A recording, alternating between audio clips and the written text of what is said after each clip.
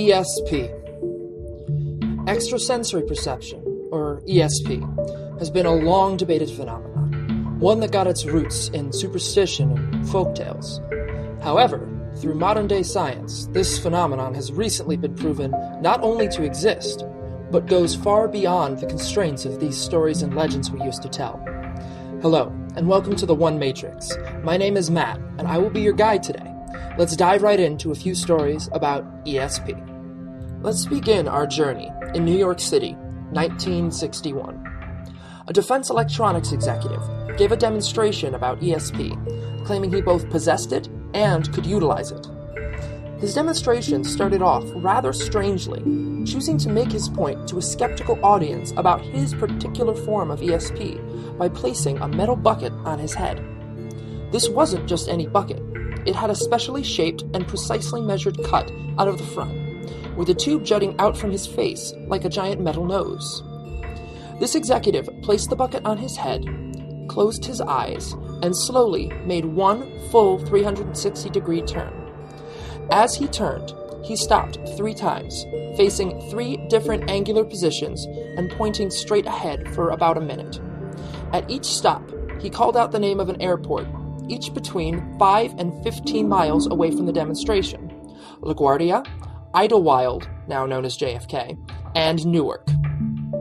After this, he took the bucket off of his head and checked with the witnesses of the demonstration to see if his callouts were accurate, saying, "How'd I do?"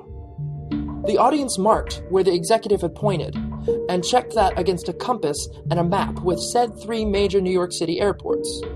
They were beyond astounded that this man had pointed with near-perfect accuracy to all 3 airports. They asked him, "How is that even possible?" The executive explained that the slot in the metal bucket was the key, saying, "This slot is 2 inches long, which corresponds to half the wavelength of the search radars at each of these 3 airports." The bucket acted as a slot antenna, concentrating the frequencies from the radar into a small space. "The concentration of energy is enough that I can actually hear the different radars in my head." He went on to explain further, saying, "I experienced the distinct pulse repetitions from each radar, sort of like clicks in both ears.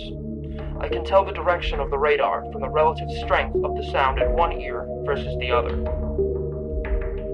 What this man demonstrated back in 1961 is called radio frequency hearing, or RF hearing for short, which is now a scientifically recognized, extremely rare phenomenon, in which some individuals possess above normal hearing, especially for high-pitched tones. These people can actually sense radio energy and describe it as clicks, buzzes, hisses, or hums. Although the exact explanation of how the human brain can receive and sense radio waves has not been proven, the most popular theory is that strong RF signals can actually heat up tissues in and around our cochleas like a microwave oven, producing thermoelastic shock waves that enter the cochlea and stimulate the audio receptors there. This is theorized to create a bizarre sensation that isn't quite sound, but can still be sensed by the human brain. However, this phenomenon isn't always just a cool trick. Sometimes, it can be dangerous.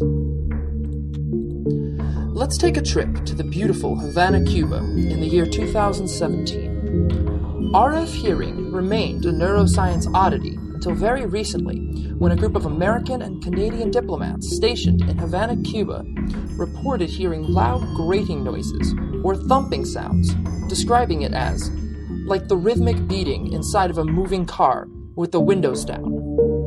Those who reported these phenomena also began suffering from mysterious maladies, now called Havana syndrome, with symptoms of nausea, headaches, and memory loss.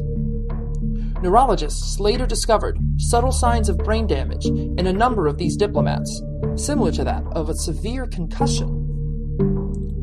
Numerous theories have surfaced about the source of the weird sounds, and even more citing the source of the associated brain damage, including attacks from sonic weapons, presumably from Cuban authorities or other interested parties, Caribbean crickets, insecticide exposure, or even psychosomatic mass hysteria. However, the most likely culprit, and for two reasons it's the one I believe the most, is concentrated microwave radiation, weaponized and beamed at the diplomat's residence. Firstly, the auditory phenomena closely resemble those reported in several earlier RF hearing studies. Secondly, host governments, such as the Russians, have been irradiating foreign diplomats and their equipment using radiation in the microwave spectrum since the late 1940s in order to eavesdrop on conversations and to retrieve text and data from sensitive American technology. Thus, I think it's possible, if not very likely, that the acoustic sensations of Havana syndrome are due to a high-powered irradiating of the North American diplomats, courtesy of a foreign nation's intelligence services. Incidentally, and rather comedically, one of the best ways to shield yourself from RF hearing phenomenon is using tin foil. Let's shift our focus to Fairbanks, Alaska, 2019. Far to the north, and a few years in the relative future, we can encounter yet another neuroscience oddity: electromagnetic cows.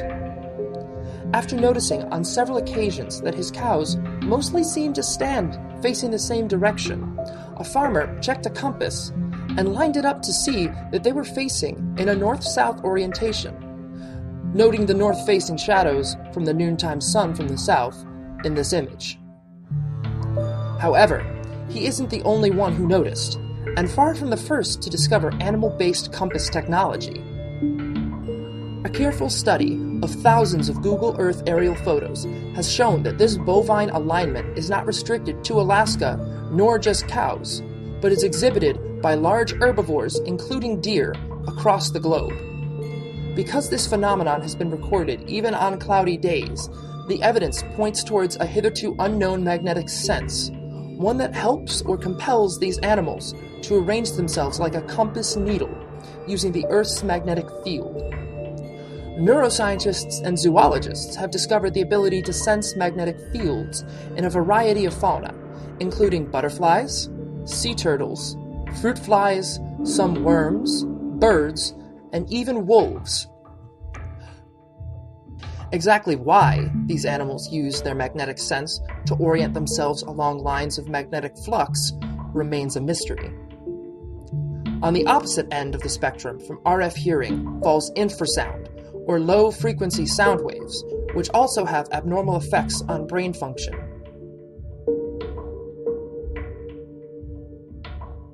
Vic Tandy, an engineer in 1980, discovered that infrasound could be responsible for perceived hauntings. He hypothesized this after noticing a fan in his workspace was oscillating at approximately 19 Hz, resulting in an infrasound. Infrasound falls between 0.1 and 20 Hz, just below the threshold for human hearing. It is commonly found in nature. Various weather patterns such as cloud-to-cloud lightning, seismic activity, and even aurorae. The evidence shows that these inaudible sound waves can explain paranormal activity like noises, feelings of fear, blurred vision, and even seeing apparitions. These effects aren't limited to use in laboratories and weather. In the US, during the Halloween season, there are several haunted attractions that incorporate infrasound devices to accentuate a feeling of unease. This is a perfect example of clever and innovative ways to utilize the science behind the unexplainable. So, whether you're jolted awake by a bump in the night, or a Class 5 full roaming vapor, here are a few ways to make it through with your sanity intact.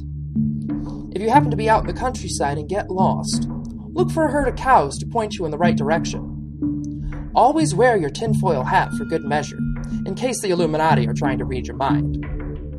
If you get the heebie-jeebies tingle down your spine, walk away immediately. That place just might be designed that way.